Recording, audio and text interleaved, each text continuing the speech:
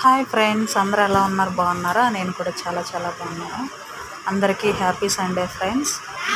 ఈరోజు పాఠ్య భాగాలు చూడండి, నలుగురు ఇచ్చారనమాట. ఉత్తర ప్రత్యుత్తరాలు చదువుతున్నాం అనమాట. తర్వాత మొదటి పాఠము, తర్వాత రెండవ పాఠము, తర్వాత మూడవ పాఠము, ఇది రెండవ పాఠం అనమాట. మూడవ పాఠము నేనే చదివా ఫ్రెండ్స్.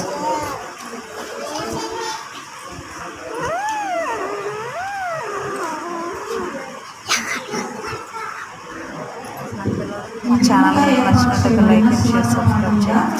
లూకా సువార్త 4వ అధ్యాయము 16వ వచనం నుండి 21వ వచనం వరకు చదవబడింది. లూకా సువార్త 4వ అధ్యాయము 16వ వచనం నుండి 21వ వచనం వరకు చదవబడింది.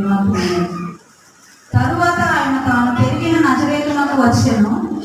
తాను వాడుక చొప్పున విశ్రాంతి దినమందు సమాజ మందిరంలోనికి వెళ్ళి చదువుటకై నిలుచుండగా ప్రవక్త అయిన యెషయా గ్రంథము ఆయన చేతికి ఇయ్యబడింది.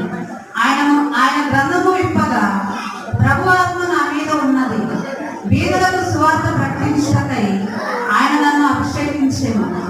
చెరలో ఉన్న వారిని విడుదలను, గుడ్డి వారికి చూపును కలుగునని ప్రకటించుటకును, నలిగిన వారిని విడిపించుటకును, ప్రభు హితవత్సరమును ప్రకటించుటకును ఆయన నన్ను పంపి ఉన్నాడు అని వ్రాయబడి ఉన్న చోటు ఆయనకు దొరికాను.